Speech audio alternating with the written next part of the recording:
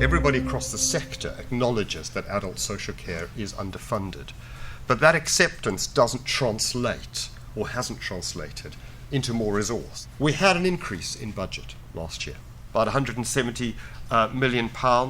We went into the year £168 million overspent. So taking account of demography, taking account of the national living wage, taking account of the pressure of deprivation of liberty safeguard applications, we need £1.1 billion more this year to retain the level of service at the same as it was last year. We had the adult social services precept, adult social care precept, very, very welcome, 2%, but overall that came to 380 million. And of course there's an issue about the fact that it raises least in areas of the greatest need. The total cost of the national living wage, including compliance with the national minimum wage, we calculate is at least 600 million this year. The precept raises less than 2/3 of this. The national living wage was not funded fully.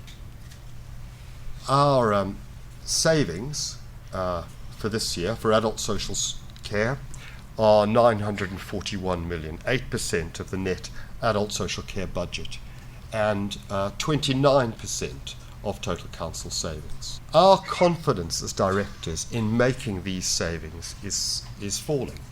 Last year, 45% of us said we were fully confident that we could meet all of those planned savings. This year, that's reduced to 31%.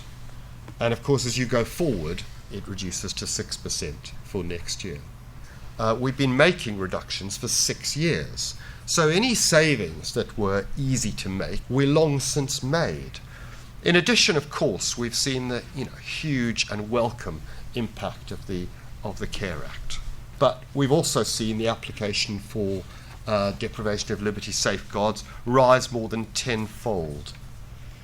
So put together with all of those, only a third of us, 36% of us, slightly over a third, are fully confident of being able to deliver all of our statutory duties this year.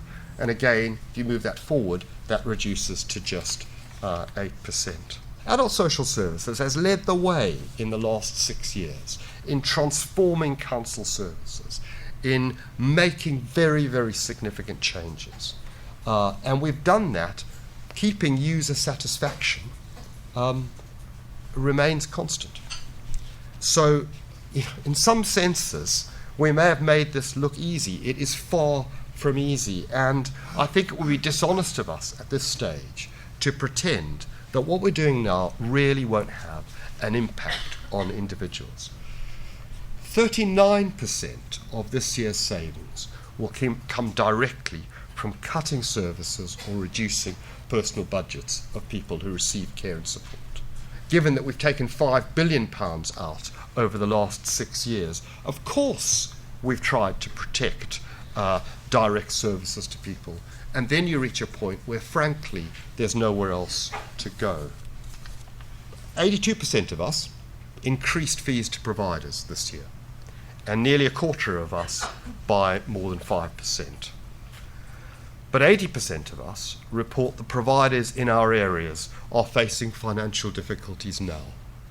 We know that providers are selling up, closing homes, and we also know, and there's been some well-reported examples of this, that home care providers, in some cases, are handing back contracts because they can no longer manage them. We know that we should be supporting people in their communities. We know that we should be diverting people from where we can by making sure that their needs are met through informal means, if at all possible. And we know that that requires investment. But directors of adult social services and councils feel between a rock and a hard place here. We have our statutory duties to fulfill, but we also have a responsibility to manage our budgets. We'll be spending 4% less on prevention this year than less. We're finding it harder to manage this. And so we're prioritising services to people most at need from services that have a greater discretionary element. 85% of of us felt that the NHS locally was under pressure. 85% of us felt that the care market faced significant quality challenges as a consequence of the financial pressure. And 84% of us felt that providers are facing financial difficulty. You could be forgiven for feeling that this is a sort of negative presentation. We're anxious about it, for sure, but we're not depressed, really. Our determination to improve the lives of the most vulnerable and disadvantaged people in our society remains undimmed. We are calling for £700 million of the money that's backloaded over 2019-20 to be brought forward now. That's not sufficient in the scheme of things, but it would make a huge difference to the lives of thousands of people right now. Thank you very much.